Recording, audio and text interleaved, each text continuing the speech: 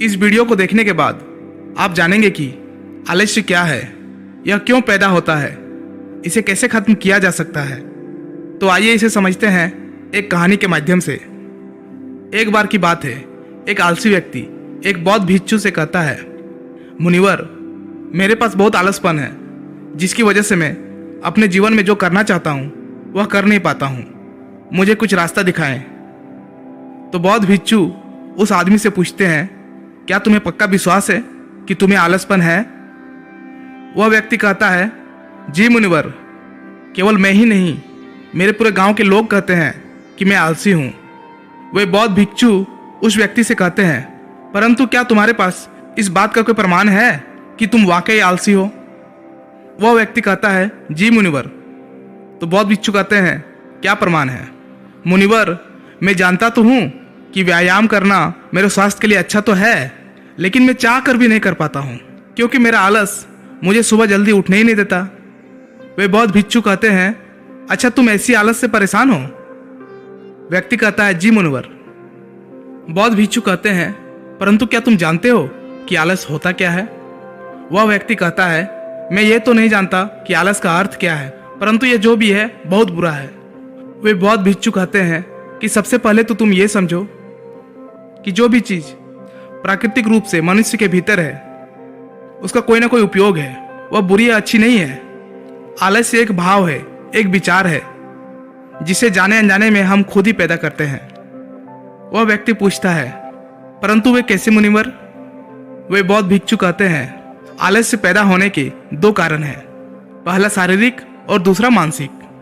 जब हम शरीर को कोई ऐसे भोजन देते हैं जिसमें खुद के भीतर कोई जीवंतता नहीं है, तब हमारे शरीर के भीतर आलस्य पैदा होता है, क्योंकि यह शरीर ऊर्जा से चलता है और जिस तरह का ऊर्जा हम उसे देते हैं यह उसी तरह का बर्ताव करता है। शरीर के भीतर हमारे अंदर आलस्य का दूसरा कारण है गलत तरह से बैठना, गलत तरह से सोना और गलत तरह से चलना। हम इस बात पर कभी ध्यान नहीं देते कि हमारे बैठने, लेटने और सोने की स्थिति सही भी है या नहीं। अगर तुम तथागत बुद्ध को देखोगे तब तुम पाओगे कि जब वो बैठते हैं तो उनके रीढ़ की हड्डी बिल्कुल सीधी होती है। जब वे सोते हैं तो उनके शरीर के भीतर किसी भी अंग में कोई दबाव नहीं होता, और जब वे चलते हैं तो उनके दोनों कदमों के बीच एक तालमेल नजर आता है। यह जरूरी नहीं है कि कोई बुद्ध को सुनकर ही समझे। अगर कोई समझना चाहता है तो सिर्फ उन्हें ध्यान से देखकर भी बहुत कुछ समझा जा सकता है।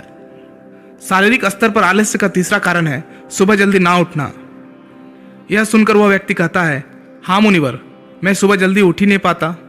वे बौद्ध भिक्षुक मुस्कुराते हैं और कहते हैं, तुम सुबह जल्दी तभी उठ सकते हो जब तुम रात को सोने का एक सही समय निर्धारित कर लोगे। प्रत्येक बौद्ध भिक्षु को अनुशासन का पालन करना होता है, क्योंकि अनुशासन हमारे जीवन में संतुलन लाता है। ज्यादातर लोग अनुशासन को बुरा समझते हैं, क्योंकि उन्हें लगता है कि अनुशासन उन्हें बांधता है, जबकि असल में यह है कि अनुशासन हमें बांधता नहीं बल्कि मुक्त करता है। तब वह व्यक्ति पूछता है, परंतु मुनिवर, शुरुआत कहाँ से करें? सही तरह से भोजन करने से, सही तरह से बैठने, लेटने या चलने से, या सुबह जल्दी उठने से? वो बौद्ध भिक्षु कहते हैं, शुरुआत अभी से करो। जो भी तुम इस समय कर रहे हो उसे ध्यान से करो। पहले तुम मन के स्तर पर आलस्य को समझो। वैसे ज्यादातर स्थितियों में मन शरीर के कारण ही आलस्य पैदा करता है। मानसिक आलस्य का पहला कारण है हमारे पुराने गलत विश्वास। हमें लगता है कि हम पिछली बार भी नहीं कर पाए थे, इसलिए इस बार भी हमसे नहीं होगा। हम इस बात को नहीं देखते हैं कि इस बार और पिछली बार में बहुत अंतर है। अब हम मानसिक तौर पर वो नहीं है जो पहले थे। अब सब कुछ बदल चुका है। जब हम अपने आप को काबिल नहीं समझते तब आलस हम पर हावी हो जाता है। दूसरा कारण है छोटी लोग वाले और आलसी लोगों का साथ देना। कभी कभी ऐसा होता है कि आलस्य हमारे भीतर नहीं होता, परंतु दूसरों लोगों से वो हमारे भीतर आ जाता है।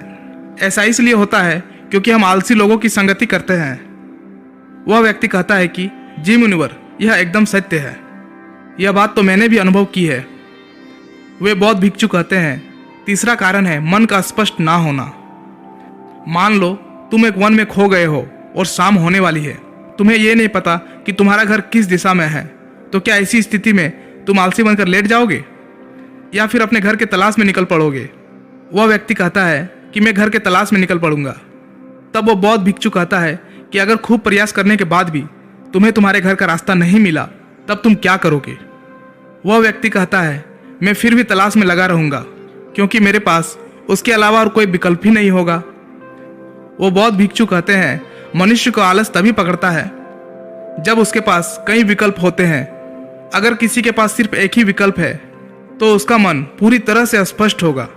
अगर तुम अभी व्यायाम नहीं कर पा रहे हो तो उसका कारण तुम्हारे नज़र का स्पष्ट नहीं होना है। तुम अभी भविष्य में होने वाले रोगों को नहीं देख पा रहे हो। तुम अभी उन रोगों से होने वाली पीड़ा को महसूस नहीं कर पा रहे हो। वो बौद्ध भिक्षु आगे कहते हैं कि आलस्य का चौथा मानसिक कारण है किसी काम को करने की कोई वजह ना होना। मान लो तुम एक रास्ते से कहीं जा रहे हो और बहुत देर तक चलते चलते तुम कहीं थक जाते हो। अब तुम्हारा और चलने का मन नहीं कर रहा है, तुम्हें आलस्य आ रहा है। तभी तुम वहां देखते हो कि एक शेर तुम्हारे पीछे चला आ रहा है। तो क्या ऐसी परिस्थिति में भी तुम अपने आलस्य को लेकर वहां रुके रहोगे? नहीं ना। तो इस बात को समझो, आलस्य तुम्हें उसी काम को करने से रोकता है जिसे करने की कोई बड़ी वजह ना हो। वह व्यक्ति कहता है, धन्यवाद मुनिवर, अब मुझे आलस्य का सारा खेल समझ में आ गया। वो बौद्ध भिक्षु कहते हैं, मेरी एक बात हमेशा याद रखना, जहां अस्पष्टता है या कुछ करने की बड़ी वजह है वहां आलस्य हो ही नहीं सकता। दोस्तों, अगर इस वीडियो से आपको कुछ सीखने को मिला तो इसी तरह मोटिवेशनल वीडियोस पाने के लिए चैनल को जरूर से जरूर सब्सक्राइब कीजिएगा। फिर मिलता हूं कोई नेक्स्ट वीडियो में, तब तक के लिए धन्यवाद।